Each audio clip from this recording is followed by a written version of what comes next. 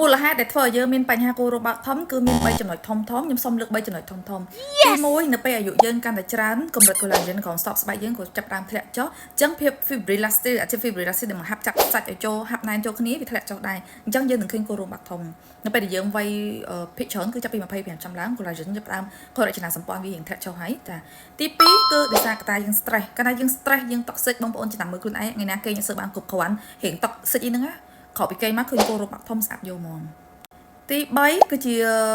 ចំណុចចុងក្រោយដែលភាគច្រើនគឺកើតឡើងចំពោះបងប្អូនតែមិនថាអ្នកពេញវ័យជំទង់ឬក៏មនុស្សចាស់ទេគឺប្រឈមដូចគ្នាគឺស្ទះគូរំករណីនេះគឺដោយសារតែការសម្អាតស្បែកមុខមិនបានល្អការសម្អាតមុខមិនបានល្អតាមរយៈការយើង make up រាល់ថ្ងៃឬក៏យើង ប្រើ skin care តែយើងអត់បាន remove អត់បាន clean ស្បែកយើងបានល្អទៅដល់ stop ខាងក្នុងការ depurify គឺធ្វើឲ្យយើងស្ទះគូរមហើយហើយជាតិពុលជាតិ toxic ចេញពីបរិយាកាសនេះបងប្អូនទាំងអស់គ្នាយើងមើលនឹងគ្នាអត់ឃើញទេតែវាត្រូវបានអសបចូលទៅដល់សពស្បែកយើងបាត់ទៅហើយដែលជាមូលហេតុធ្វើឲ្យមានការ block ចាជាតិពុលជាតិ toxic អញ្ចឹងស្បែកយើងគឺគាត់ចេះណាស់ process auto បន្តិចនៃធម្មជាតិរបស់យើងគឺគាត់ enlarge pore គាត់ប្រឹងបើកគូរមខ្លួនឯង auto process auto ដើម្បី eliminate toxin ដើម្បីបន្ទិញជាតិពុលតាមបែប process នៃរាងកាយយើងគឺគាត់ចេះធ្វើការណាស់ប៉ុន្តែការចាំឲ្យ process នៃរាងកាយយើងធ្វើការបែបនេះគឺវាយឺតចាវាយឺតអញ្ចឹងវាធ្វើឲ្យរំខានដល់ការបឺតស្រូបនៃសារធាតុ skin care ជំនួយដល់ស្បែកបងប្អូនដែលលេបជីប្រចាំថ្ងៃហ្នឹងអត់សូវបានផលទេហើយមួយទៀតក៏ពេញសេបូមយើងហ្នឹងគេថា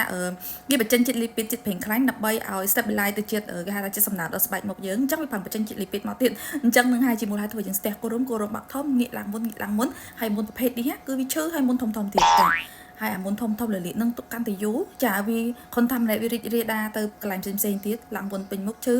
មិនទូបានការព្យាបាលបានត្រឹមត្រូវឬក៏តាន់ពេគឺប្រឈមបញ្ហាផ្នែកខ្មោចទៀត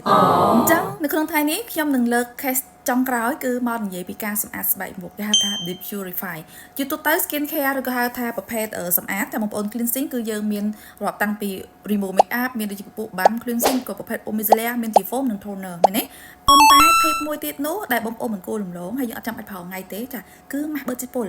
ម៉ាស់បឺតជាតិពុលហៅថា clay mask ភាសាបារាំង mask detox គឺវាមានសមត្ថភាពខ្ពស់នៅក្នុងការជួយ clean សម្អាតទៅដល់ stock ខាងក្នុងបានល្អជួយបឺតស្រូបនៅសារធាតុដែលមិនល្អដែលចេញពីបរិយាកាសគឺឬក៏កាត់សំណល់ skin care ដែលយើងសម្អាតមិនបានល្អហ្នឹងណាគឺវាបឺតស្រូបពួកនឹងចេញមកអស់បងប្អូនបិទមកហើយបងប្អូននឹងឃើញមុខខ្លួនឯងប្លែកតែម្ដងឃើញមុខស្អាតភ្លឺរលោងថ្លាគោរមរួមតូច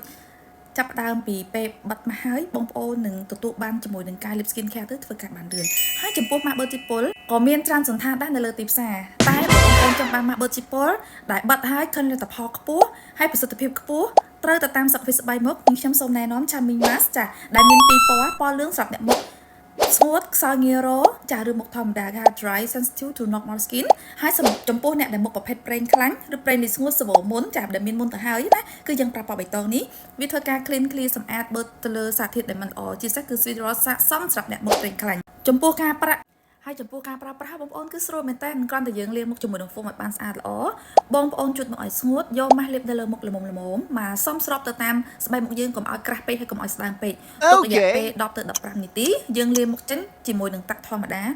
បងប្អូននឹងឃើញស្បែកមុខខ្លួនឯងមកលលោងថ្លាអានឹងដូចយើងដូចបើនិយាយពីរាងកាយវិញដូចយើងដកជាតិពុលពីរាងកាយអស់អញ្ចឹងគឺស្បែកមុខយើងដូចគ្នាអស់ជាតិពុលអស់សារធាតុដែលមិនល្អថា impurity ជាតិមិនល្អចេញហើយបងប្អូននឹងទទួលបានស្បែកមុខអលងគីឡូហើយបងប្អូនបានប្រើ skin care អីផ្សេងៗគឺទទួលបានលទ្ធផលខ្ពស់ហើយម៉ាស់នេះយើងអត់ទៀមទីបិទរាល់ថ្ងៃទេយើងបិទមួយថ្ងៃឆ្លាស់មួយថ្ងៃហើយបងប្អូនតែងសួរថាតើបិទពេលណាល្អបំផុតបងប្អូនបិទពេលណាក៏ល្អដែរតែពាក្យថាល្អបំផុតគឺបិទពេលល្ងាចចាបិទពេលល្ងាចយើងបិទហើយយើង